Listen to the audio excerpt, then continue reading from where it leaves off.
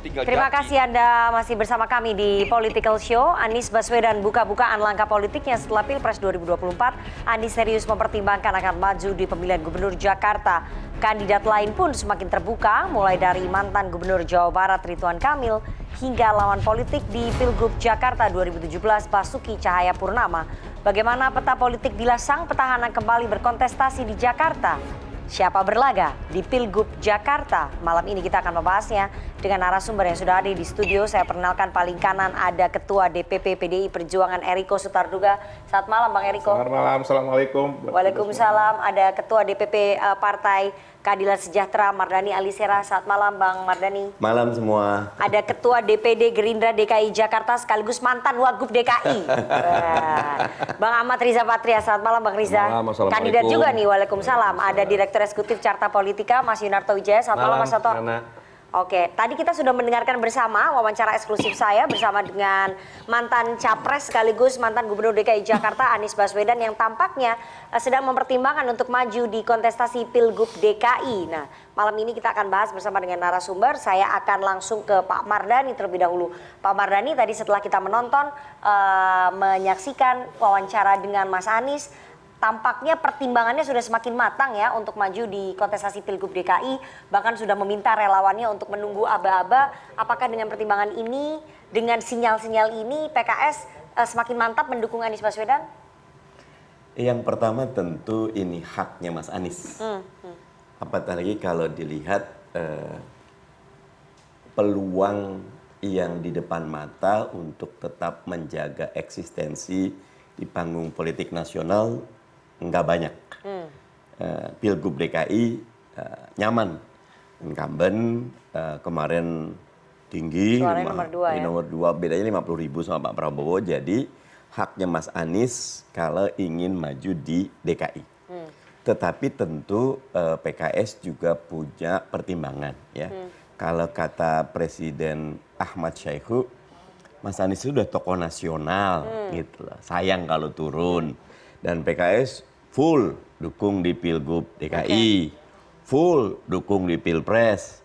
Saatnya Mas Anies dukung kader PKS. Itu pernyataan dari Presiden PKS. Dan menurut saya itu pernyataan yang diamini oleh banyak kader PKS. Oke, artinya PKS lebih memilih untuk mengusung kader internal ya daripada mengusung Anies Baswedan?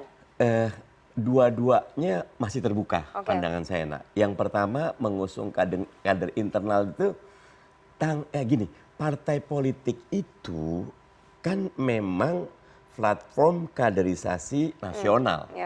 Gak bisa loh Mas Eriko, Toto, Bang Riza jadi presiden kecuali didukung oleh partai politik. Karena itu partai politik yang sehat pasti memikirkan kaderisasi. Dan bukti kaderisasi itu sukses ditawarkan kepada publik. Baik di pilkada, di pileg, ataupun di pilpres. Nanti ketahuan bahwa partai ini memang memproduk kader berkualitas. Dan pada akhirnya publik nanti akan nyaman. Ini partai yang baik.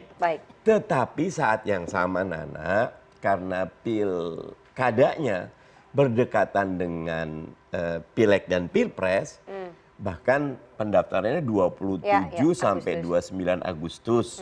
Coblosannya 27 November, katakan cuma 2 bulan. Dalam waktu 2 bulan ini kadang-kadang ada kepentingan pragmatis dan taktis, praktis, cari yang elektabilitasnya tinggi. Dan ini jadi ujian bagi partai politik. Oke, dan kalau mau mengambil jalan pragmatis lebih gampang bagi PKS untuk mengusung Anies Baswedan ya? Paling baik jaminan Anies kan besar wakilnya dari PKS. Oke, kami dengar sudah ada kesepakatan antara Nasdem, PKB dan PKS bersama dengan Mas Anies akan mengusung Mas Anies dan wakil dari PKS. Itu emang arahnya ke situ ya? Tentu sangat dinamis. Sekarang bulan Mei, Juni, Juli, Agustus masih 3 bulan. Dan anything can happen. Jangankan 3 months itu loh.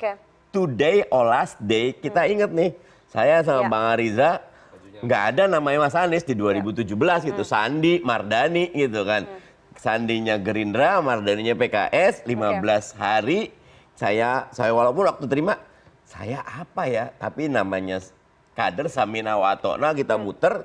Tapi saya bilang Pak Iman, apapun putuskan, nggak usah. Artinya PKS dalam posisi kalau nanti jadi mengusung Mas Anies, wakilnya memang harus dari PKS ya? Tentu itu akan dipertimbangkan dengan matang oleh pimpinan. Kalau kader pasti berharap, kalau tidak DKI 1 ya DKI 2, kader PKS. Oke.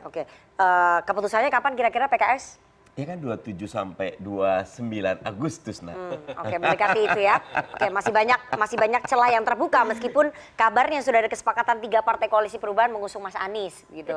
Saya mau ke PDI Perjuangan. Ini yang menarik ya, bahwa dalam rapat kerja daerah DPD PDI Perjuangan DKI Jakarta ternyata merekomendasikan mengusung Mas Anies Baswedan sebagai cagup dan 1 kader internal sebagai cawagup. Itu saya tanyakan juga ke Mas Anies pada saat wawancara. Mas Anies tidak membantah, tidak juga membenarkan. Saya sekarang tanya langsung ke Bang Eriko, benar nggak hasilnya seperti itu? Mbak Rifana, yang ditugaskan oleh DPP itu 3 orang untuk DKI Jakarta. Itu nanti bisa ditanyakan langsung kepada Pak Sekjen. Itu Sekjen Hasto Kristianto, saya dan Komarudin Watubun. Jadi saya juga agak bertanda-tanya kenapa Rifana lebih tahu duluan daripada saya. Saya aja Tapi belum. kan itu rakerda, rapat kerja daerah DPD DKI. Tidak juga, itu harus dilaporkan. Cabang partai nih, Itu harus suara dari dilaporkan, bawah nih. Itu harus ke dilaporkan DPP. kepada DPP. Ya, hasilnya di DPD DKI apa? Nah, kalau Rifana bisa mengetahui lebih dahulu, saya nggak tahu dari mana. Oke, Ya, jadi itu bukan artinya keputusannya ya? Tidak ada keputusan seperti itu. Begini, pendaftaran itu adanya di tingkat DPD dan DPP untuk gubernur. Itu aturan mainnya. Nah, saya pernah jadi sekretaris DPD, pernah jadi orang nomor 2 di DPD DKI Jakarta. Tugas kami menerima pendaftaran dan mengusulkan kepada DPP. Betul. Keputusan ada di DPP yang diputuskan langsung oleh Ibu Ketua. Nah, ini juga yang saya mau tanyakan sebenarnya, Rifana. Ini saya tadi bertanda tanya juga, kenapa apa yang mau diburu-buru ya? Karena begini, sebenarnya kan sudah banyak nama-nama yang beredar.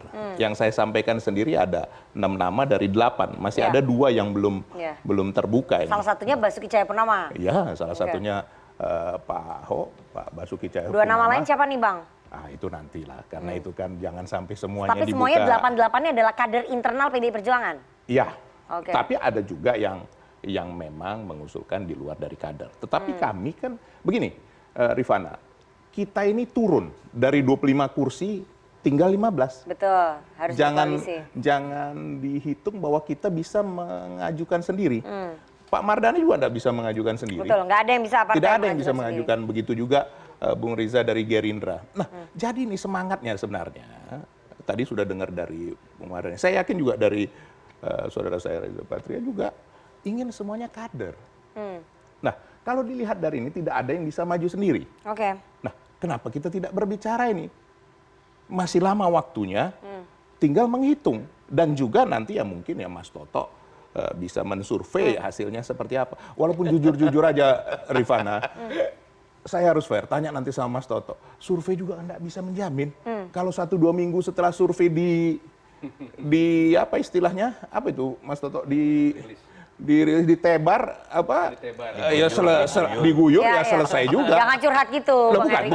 bukan. Ini kenyataan di Jakarta.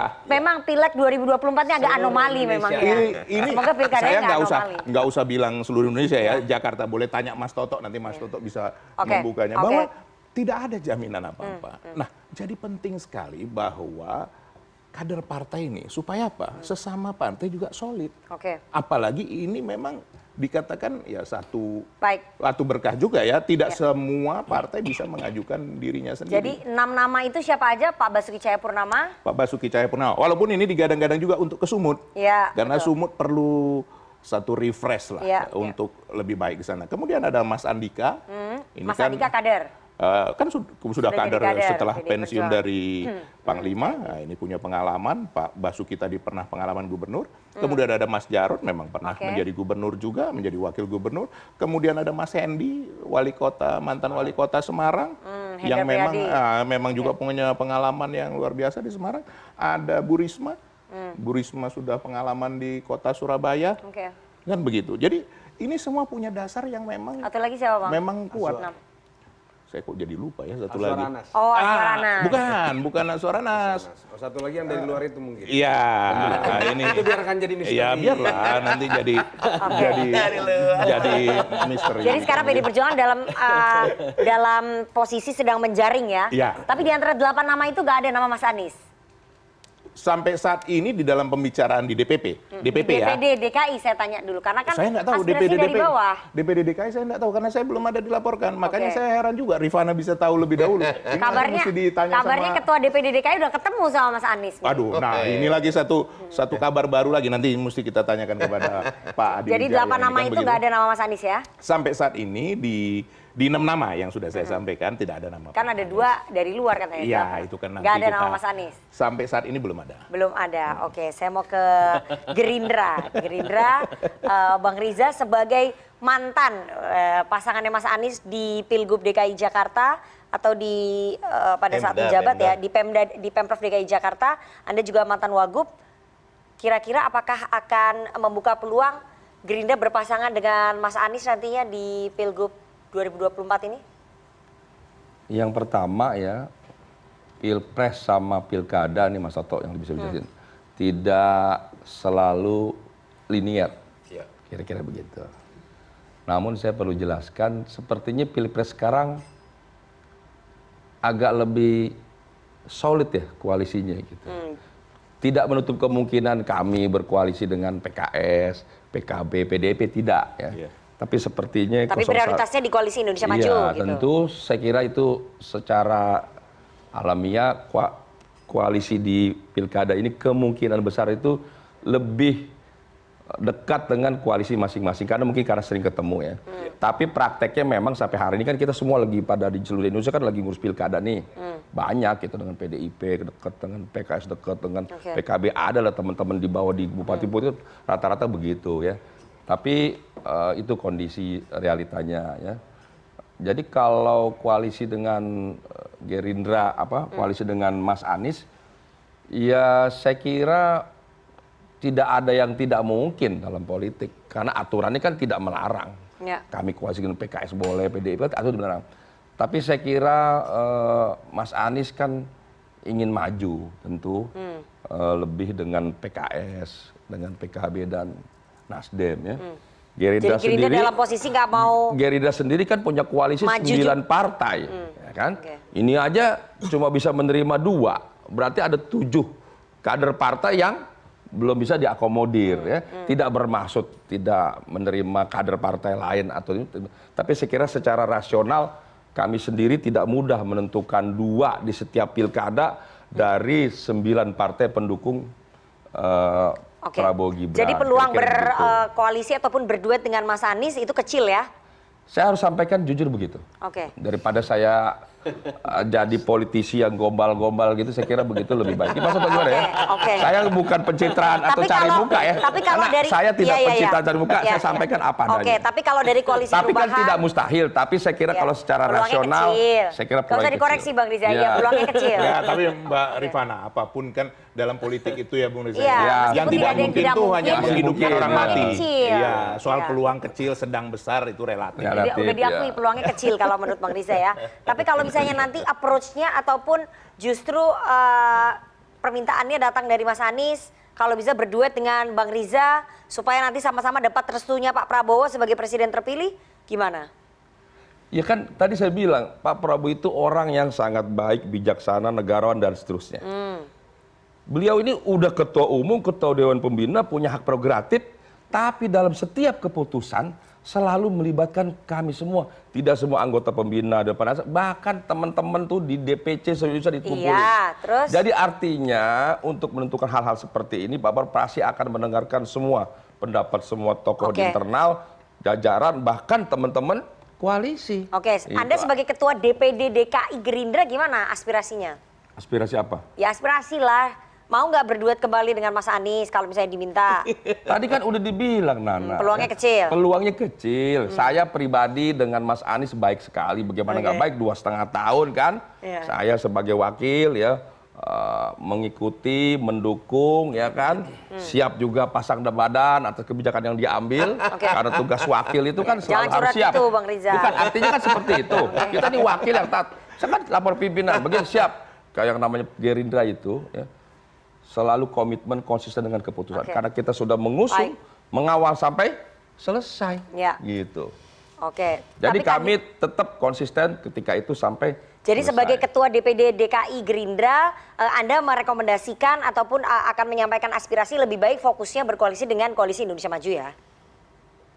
Ya itu kan bukan pendapat saya. Ya kan suara akar rumputnya Ini dari kan bawah. pendapat yang Tadi katanya Pak Prabowo mendengarkan. Pendapat yang berkembang, tentu Koalisi Indonesia Maju lebih memprioritaskan. Kita nggak boleh siapa kandidatnya, siapa pencitraan, aja? kan begitu. Siapa nama-nama Artinya kandidatnya? mendengarkan, tapi kan tidak menutup kemungkinan bisa dengan Partai 01, Partai 03, kan itu mungkin. Kandidatnya tapi tentu siapa aja, kami Bang? memprioritaskan kandidat. Ya, nama-namanya.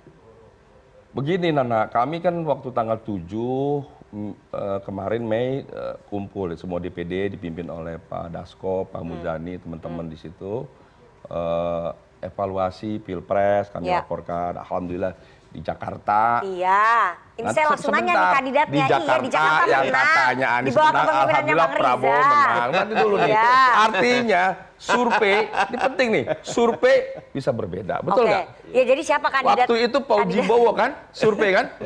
Ini 2012, akhirnya menang Jokowi Ahok. Survei di DKI selalu anomali. Anomali. Jadi Penting nanti kandidatnya bagian-bagian siapa nanti. yang sedang di Nah kami di Gerindra incar ditanya Gerindra? siapa yang kami usung. Ya kader internal saya sampaikan hasil dari DKI ya, bukan DPP. Bahwa DKI tidak membuka penjaringan menyerahkan sepenuhnya kepada DPP. Karena kami patuh dan taat. Namun ketika itu DPP tetap tanya seluruh Indonesia harus merekomendasikan. Akhirnya kami usulkan 4 nama. Siapa? 1 Mbak Saraswati. Ya. Rahayu Saraswati, keponakannya Pak Prabowo. Budi Jiwandono. Budi Jiwandono, keponakannya Pak Prabowo. Ya kebetulan keponakannya orang yang berprestasi. Gerindra semua keponakannya Pak Prabowo nih. Loh, buktinya terpilih gimana? Kamu tuh keponakan ini di depanin orang nih ganteng, cantik, berprestasi, keren. Dua lagi siapa? Keponakan tuh kebetulan. Iya. Genetika. Mbak Rahayu Saraswati, keponakan Pak Prabowo. Budi Jiwandono, keponakan Pak Prabowo. Dua lagi siapa? Kami ngusul, bukan beliau yang minta. Iya betul, dua lagi siapa? Kami yang ngusulkan DPD DKI, Mbak Sarah, Mas Budi, Mbak Rani, 4 periode waktu DPD. Nomor 4 seru nih, nomor 4. Nomor 4 itu kebetulan saya. Itu akhirnya kesebut Ketua namanya. DPD nomor 1. Iya. Puncaknya itu Rifana mana, itu Pak? sebenarnya kalau ketua DPD juga itu fair. sesuatu hal yang Wajar. harus dimasukkan. Oke. Saya mau ke Mas Toto ya. Berarti belum ada Itu usulan keputusan ya? DPD lo bukan pribadi ya. Jadi Iya. kan sepenuhnya kita serahkan kepada Iya, DPP. Bah. Siapapun yang diputuskan, DPD DKI akan mengusung, Keputusan resminya hak dan prerogatif. memenangkan total. Ya, hak prerogatif Pak Siapapun Prabowo yang ya diputuskan. sebagai ketua umum. Ya, Mas Toto, Anda melihat bahwa peluangnya Anies Baswedan cukup kuat nggak melihat situasi politik hari ini? Iya, pertama tadi saya nangkapnya sih tiba-tiba Bang Riza menyatakan survei ini beberapa kali salah di DKI dan harus diakui ya. Ini kalau saya menangkapnya, walaupun Anies Baswedan kuat, saya berani gitu ngelawan. Kira-kira gitu, saya nangkapnya gitu ya. Tapi mulai dia. Tapi gini, Ya. Bukan gue wakil ini. ada fenomena yang menarik gini. Rifana tepat sekali mengundang ketiganya. Sejarah pilkada 2012-2017, dua pilkada sebelum, harus diingat dulu, refresh dulu ya. Kalau tidak ada PD Perjuangan dengan Ibu Megawatinya, Jokowi tidak akan pernah menjadi gubernur DKI. Pasang badan kita tahu dengan berbagai ceritanya. Kalau tidak ada Pak Prabowo pasang badan, seingat saya, Ahok tidak jadi wakilnya Jokowi. Kalau PKS tidak solid dan Pak Prabowo tidak pasang badan juga ke Anies 2017, Anies tidak akan jadi gubernur DKI. Jadi ini adalah para kingmaker yang pernah menjadi sutradara. Konstelasi politik kemudian membuat segala sesuatu jadi berbeda. Dan kita tahu ini tahunnya sama dengan konstelasi politik terakhir yang baru terjadi bulan Februari kemarin. Artinya ini kan kita coba membaca bagaimana pola pikir Pak Prabowo, Ibu Mega, dan PKS kebetulan sekarang jadi partai pemenang. Nah, kalau dilihat dari situ, idealnya sebetulnya dalam konteks kepartaian ini, yang maju itu harus kader PDI Perjuangan, kadernya Gerindra, dengan kader PKS. Di sini jadi menarik nih. Kadernya PDI Perjuangan ada beberapa tadi nama disebut. Kalau dilihat dari survei, Ahok masih paling tinggi. Walaupun masih kalah bersaing dengan Mas Anies. Lumrah, karena Mas Anies baru selesai menjabat dan nyapres gitu ya. Dari sisi Gerindra jelas ada Bang Riza Patria, incumbent juga gitu kan. Dan PKS ini jadi menarik. Menurut saya dalam prasyarat tadi harusnya kader PKS yang maju. Artinya PKS harus tegas dalam konteks ini sebagai partai pemenang menurut saya. Entah kemudian meminta Anies masuk menjadi kader PKS atau kemudian betul-betul memajukan kader PKS. Dan partai seperti PKS itu tidak perlu nebeng pada yang populer.